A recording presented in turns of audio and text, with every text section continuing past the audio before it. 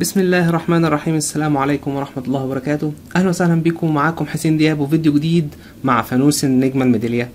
ده أنا عن نفسي بسميه نجوم السنافر. الفانوس الميدالية ده معمول بخرز مقاس 6، بس أنا هعمله بخرز مقاس 8 مدور علشان يبان والخطوات بتاعته تبقى واضحة وسهلة. يلا بينا نشوف ازاي هنعمله مع بعض. نبدأ ونقول بسم الله. هنقص خيط مناسب ونيجي عند طرف من الطرفين هنحط 6 خرزات.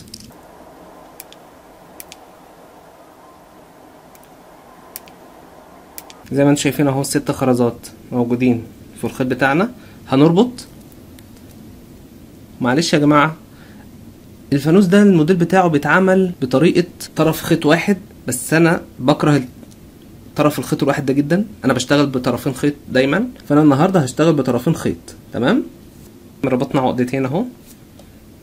هنجيب احد الطرفين وهنحطه يعني نظام نخبي العقدة بتاعتنا كده. احنا عملنا الوسط اهو، الملون اهو هو الملون ده. تعالوا نشوف الخطوة الجاية. هنعمل القاعدة بتاعة الفانوس وهي دور خماسي على واحد. هنجيب 4 خرزات احمر، نحط 3 خرزات في طرف خيط ونقفل بالرابعة. يا جماعة انتوا بتقفلوا غرزة عادية عادي، اللي مش بيعرف يقفل نفس تقفيلتي ديت الناس كلها بتقفل بطريقة وانا بقفل بالطريقة التانية بتاعتي عشان الناس ما تتلخبطش. هتبقى بالشكل ده. الخيط دوت هيبقى في الخرزة اللي جنبها. طبعا السطر كله خماسي على واحد وفي خرزتين، يبقى هنحتاج 3 خرزات. اهي 3 خرزات. هنحط 2 ونقفل بالتالتة وهنقفل غرزتنا اهي عادي بتاعتنا. هنروح نكمل بقية السطر ونرجع لكم تاني. هتفضلوا ماشيين 3 خرزات في دول ماشي، ونرجع لكم في الخرزة دي. ورجعنا لكم اهو بعد ما خلصنا كل الخرز وجينا عند اخر خطوة اهي. عايز الخيط ده اللي من ناحية الاسود هندخله في الخرزة السوداء دي. اصحوا معايا في الخطوة دي. دخلناه لحد الاخر كده، هو نفس الخيط رجعهولي تاني في نفس الخرزة، بس مش للاخر. انا عايز المساحة دي تفضل زي ما هي كده. بعد كده هنجيب خرزتين احمر، الخيط ده هنحط الخرزتين في الخيط ونعديه في الخرزة الحمراء دي. الخرزة الحمراء دي اهو كده.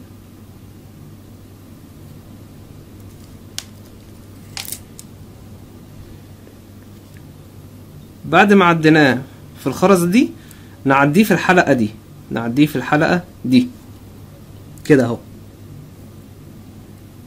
ونشد خيطنا عادي ونقفل الغرزة بتاعتنا. طب انا ليه عملت الحركة دي؟ علشان الخيط يطلع من الخرز دي وابدأ اعمل بقية الجسم بتاعي. في سطر رباعي على واحد، دي غرزة رباعية، في خرزة منها موجودة يبقى ناقص 3 خرزات اهو. وهناخد الخيط ده هنحط خرزتين ونقفل بالتالتة. وزي ما قلنا انا بقفل بطريقة، اللي يتلخبط يا جدعان يركز هو يقفل بالطريقة اللي يحبها. الخيط ده هنحطه في الخرزة السوداء دي اللي جنبها. بعد كده خرزتين. الخيط ده هنحط خرزة ونقفل بالتاني.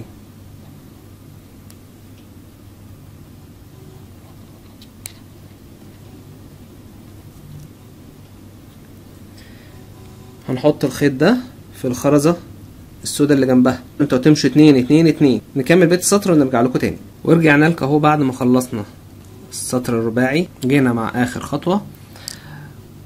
الخيط ده هنحطه في الخرزة السوداء دي والخرزة الحمراء دي. خلي بالكم لان الخرزة دي اللي كان فيها العقدة فهتغلبنا عبال ما ندخل الخيط ده فيها. تمام.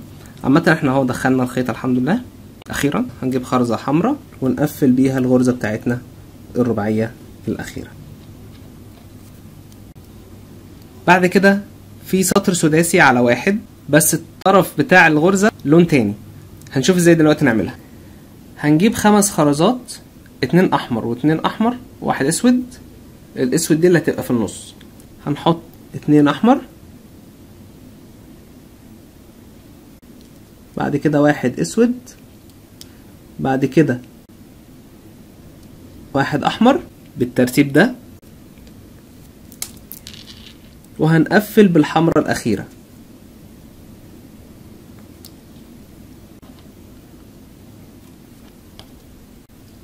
الخيط ده هيتحط في الخرزة اللي جنبها الحمرة دي. اصحوا معايا في الترتيب اللي جاي دلوقتي عشان ده اللي هنمشي عليه في بقية السطر. هنجيب 4 خرزات، 3 احمر وواحدة اسود. تمام. هنعمل ايه؟ هنحط واحدة احمر، بعديها واحدة اسود، بعد كده واحدة احمر بالشكل ده. تمام. وهنقفل بالحمرة الاخيرة.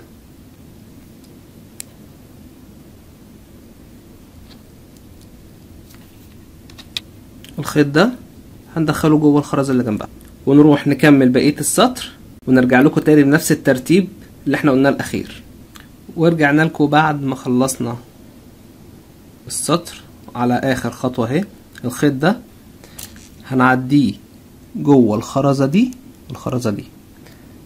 هنجيب 3 خرزات هنحطهم بنفس الترتيب ده، احمر اسود، وبعد كده نقفل بالاحمر. الخيط ده هنحط واحدة احمر، بعديها واحدة اسود، بعد كده نقفل بالحمرة الاخيرة.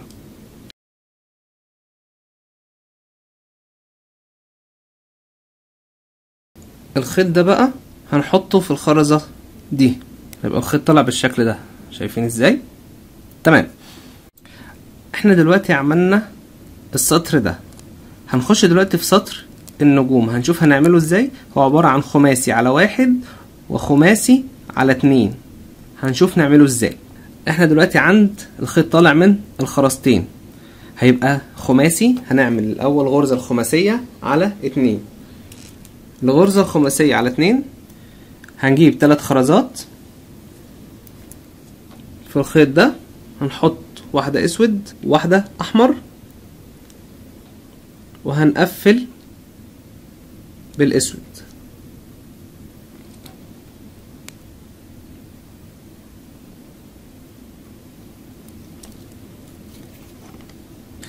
الخيط ده هنحطه في الخرزة السوداء اللي جنبها. هنعمل غرزة الخماسي على 1. هنجيب 3 اسود. الخيط ده هنحط خرزتين ونقفل بالتالتة.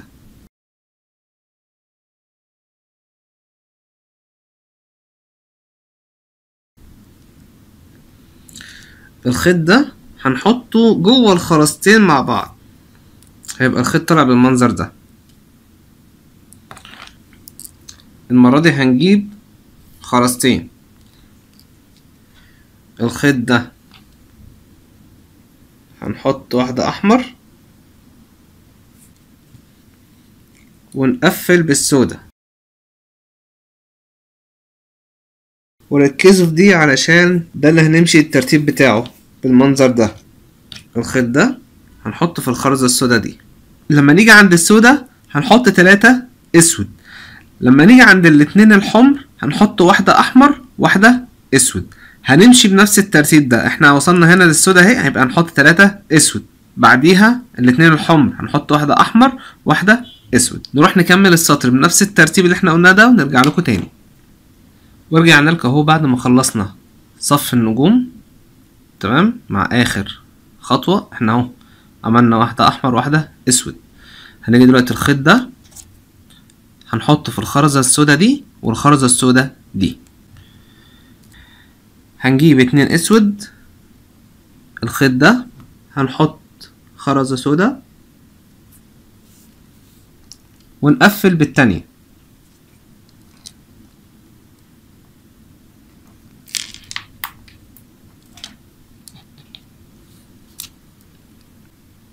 تمام كده. الخيط ده هنحطه في الخرزة الحمراء والخرزة السوداء اللي جنبها دي. الخيط هيبقى طالع اهو بالمنظر ده زي ما احنا شايفين كده. احنا خلصنا سطر النجوم ده. هنيجي للسطر اللي بعديه وهو سداسي على 3. طالما في 3 خرزات يبقى احنا هنحتاج 3 خرزات عشان يبقى سداسي اهو. هنجيب 3 خرزات احمر، هنحط خرزتين ونقفل بالتالتة. ركزوا بقى، الخيط ده هنحطه في الخرزة السوداء دي والحمرا دي والسوداء دي اللي هي عاملين شكل حرف يو كده اهوت. هنجيب خرزتين المرة دي، هنحط خرزة ونقفل بالتانية.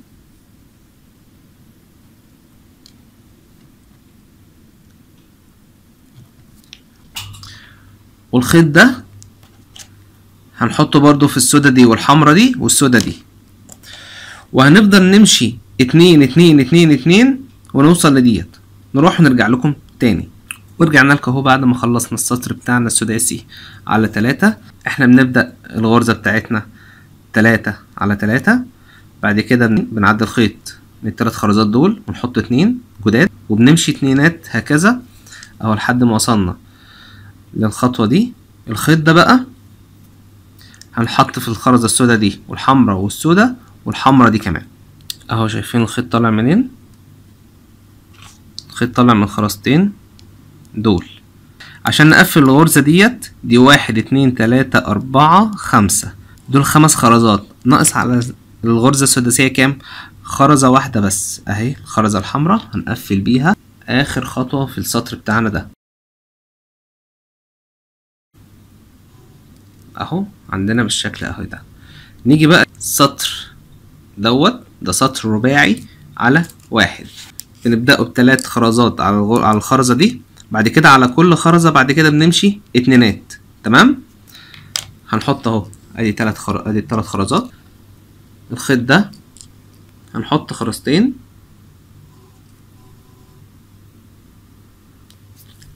ونقفل بالتالتة. والخيط اللي تحت ده هيتحط في الخرزة اللي جنبها دي. تمام. وزي ما قلنا هنمشي خرزتين خرزتين، نروح نكمل السطر دوت ونرجع لكم مع الخطوة اللي قبل الأخيرة. ورجعنا لكم اهو بعد ما خلصنا السطر الرباعي بتاعنا اهو. احنا عايزين الخيط ده يتحط جوه الخرزة دي والخرزة دي اللي جنبها. عشان نقفل بقى اخر غرزة في السطر دوت هنجيب خرزة ونقفل الغرزة بتاعتنا عادي خالص اكننا بنقفل غرزة رباعية عادية.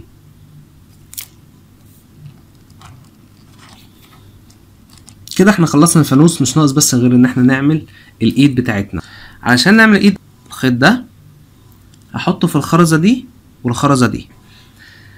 احنا هنعمل الايد بتاعتنا اهي ب5 خرزات، وهنحط معانا السلسلة. هنحط اسود، هناخد اي طرف من الخيطين، هنحط واحدة سودة واحدة حمراء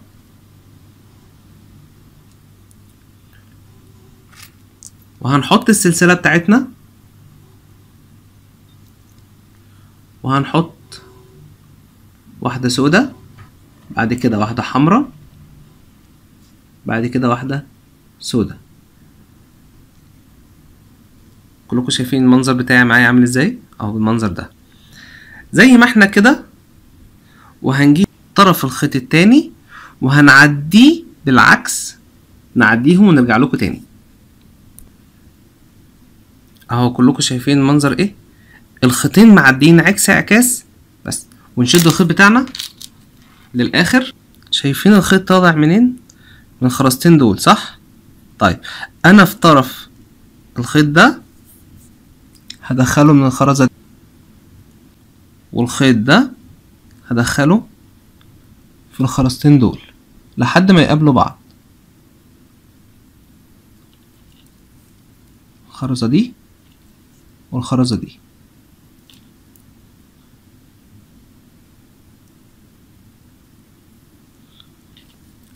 شايفين قابلوا بعض ازاي؟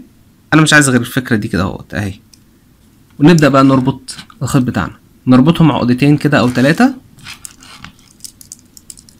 عشان نمتن الشغل بتاعنا. هنخبي العقدة في الخرز ونتوه الخيط ونرجع لكم تاني. ورجعنا لكم بعد ما خبينا العقدة جوه الخرزة وخبينا الخيط وقصيناه. دلوقتي احنا كده اسمنا ان الفانوس خلص. طيب في حد مثلا مش عاجبه النجوم، ممكن يعمل الحتة دي سادة ويغير الديكوريشن.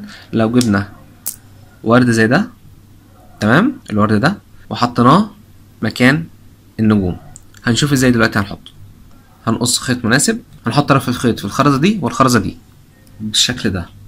طب طرف الخيط ده هنحطه في الخرزة دي والخرزة دي، هيطلع معانا بالشكل ده. طيب احنا دلوقتي الخيط ده هننساه خالص اهو، هنسيبه. احنا كل شغلنا هيبقى على الخيط ده، تمام. طيب زي شايفين بقى دلوقتي الخيط طالع منين اهو. هنجيب وردة، هنحط الخيط بتاعنا، هندخل الخيط بتاعنا في وردة، وطرف الخيط هنعديه من الخرزة دي العكس، من تحت لفوق، يبقى دي من تحت اهي، هنحطها كده اهو. تمام كده زي ما انتم شايفين. تمام. الخيط ده بقى هنعديه في الخرزة الحمرا دي والسودا دي، تمام. شايفين الخيط طالع منين؟ هنجيب وردة، هنحط الخيط بتاعنا فيها، هنحط الخيط هنا من الجهة اللي تحت، اي من تحت لفوق. نحط الخيط هنا وهنا. ركزوا بقى في اللي هقوله علشان هنروح نكمل الورد، نرص الورد ونرجع لكم تاني. بس هقول لكم الطريقة ازاي بسرعة. احنا ندخل الورد جوه الخيط ونعديها في الخرزة دي ودي ودي، تمام، وهكذا نروح نخلص الورد ونرجع لكم تاني. ورجعنا لكم اهو بعد ما خلصنا الورد كله مع اخر خطوة اهو. شايفين الخيط طالع منين؟ نرجع بقى للخيط القديم زي ما احنا شايفين اهو الخيط طالع منين، تمام. اهو الخيط ده هنعديه في الخرزة دي والخرزة السوداء اللي تحت دي. شايفين طالع منين اهو، تمام. وده الخيط القديم بتاعنا خالص. احنا دلوقتي كل ما علينا ان احنا هنربط.